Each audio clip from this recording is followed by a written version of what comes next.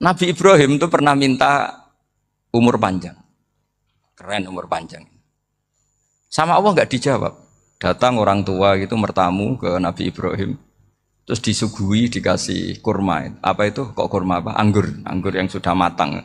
Matang sekali. Sudah dimakan. Setelah dimakan meler keluar lagi. Dimakan lagi meler lagi. Terus Nabi Ibrahim masuk lagi ke kamar. Ya Allah, doanya tak cancel. Nanti kalau saya tua kayak itu. Jadi Allah itu gak jawab langsung tapi ngirimkan itu. Akhirnya ya Allah gak jadi. Nanti takut itu. Saya pernah ngalami jadi kiai tadi, ada ibu-ibu ya kurang ya gak pati cantik lah. Suaminya tuh miskin sekali. Minta doa saya supaya kaya. Bareng tak kasih pertimbangan itu udah gak usah gak jadi. Di Prancis tuh kata dia kalau cerita, semua kebutuhan masyarakat itu dibebankan ke negara. Apa saja minta negara, apa saja nyoal negara. Sementara Indonesia, coba kalau Indonesia mengalami seperti ini kok tidak ada konaan rimo ing pantum, bisa kios Indonesia. Orang miskin nyalahkan negara, kelaparan nyalahkan negara, apa saja. Tapi barokahnya dididik kiai, jogeman nyalahno wong liya. Urip pun romo ing pandum, diame. Sampai gak ngerti kalau Covid. Banyak tuh orang-orang kampung itu, orang lugu-lugu itu. Mbah niki saking Covid, salam ning Covid, muga-muga umure panjang. Dikira Covid itu nama orang yang ahli sosial itu. Mbak niki dana saking Covid. Matur nuwun sampekno salamku muga-muga umur panjang. Bingung kan yang nganterin ini. Ini gimana yang mau menjelaskan? Memang nggak paham. Ribet kan. Tapi saya pastikan bahwa dengan keadaan seperti ini kita bahagia, kita stabil itu jelas barokahnya kalimat tadi, moto tadi atau pegangan hidup tadi. Makanya disebut al-ibarat qutun li'ailatil mustami'in. Bahwa redaksi atau kata-kata atau pegangan atau filosofi hidup, apalah namanya itu adalah penyemangat. Penyemangat. Karena kata-kata ini memang luar biasa. Ketika sahabat perang demi kebenaran, zaman itu ya pasti benar karena yang dibela Nabi. Dulu itu kan enak zaman Nabi, yang dibela mesti benarnya, musuhnya mesti salahnya. Sehingga dulu itu memang harus tegas. Kalau sekarang mau tegas gimana? Yang kamu bela tidak mesti benar, musuhnya tidak mesti salah. Ribet kan kalau misalnya saya tukaran sama Pak Rektor, kamu mau bela mana kan bingung.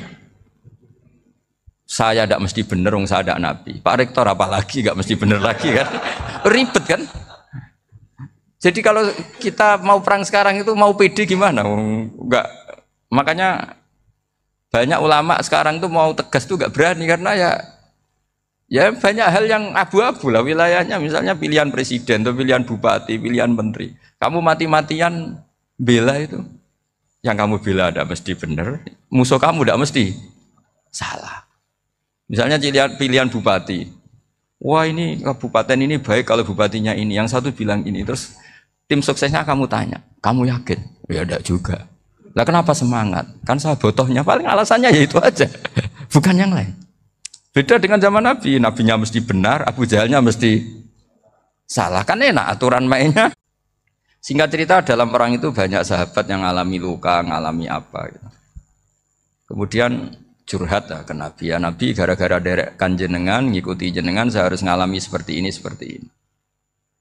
Ngiranya orang itu diapresiasi sama Allah keluarnya. Ternyata sama Allah gak diapresiasi. Malah diturunkan ayat intakunu ta'lamuna fa innahum ya'lamuna kama ta'lamun wa tarjuna minallah ma'ala yarjun. Kalau kamu sakit karena perang, orang-orang kafir itu ya sakit, itu saja berani padahal demi kekafiran. Wa tarjuna minallah ma'ala yarjun, padahal kamu punya nilai lebih yaitu berharap kepada Allah yang mereka tidak punya. Saya jadi kiai itu ya kadang mangkel. Karena yang benci ya benci, yang seneng itu ngel-ngel loh kayak Pak Bejo. Jadi semuanya ribet. Nah iya, yang benci ya ganggu, yang seneng ya ganggu, tambah nemen. Seribet. Tapi kalau sudah ingat bandar narkoba, mereka berhadapan dengan polisi, kadang ditembak karena kesalahannya terlalu fatal. Antar persaingan mereka juga bisa tembak-tembakan karena merebut pasar narkoba. Itu saja mereka berani.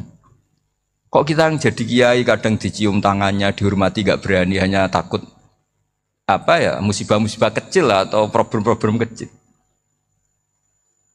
Lah iya, kalau kita bandingannya gitu. Kalau kamu mau tahajud kedinginan, itu masih nanti dihisab Allah itu gitu. Maling ayam itu keluar malam-malam, hanya dapat ayam. Itu gak takut dingin. Ya gak takut digebuki masa. Kamu mau tahajud saja takut dingin. Makanya nanti hisabnya orang soleh itu nanti dijajarkan orang dolim. Terus diperbandingkan. Wah itu habis kamu kalau itu.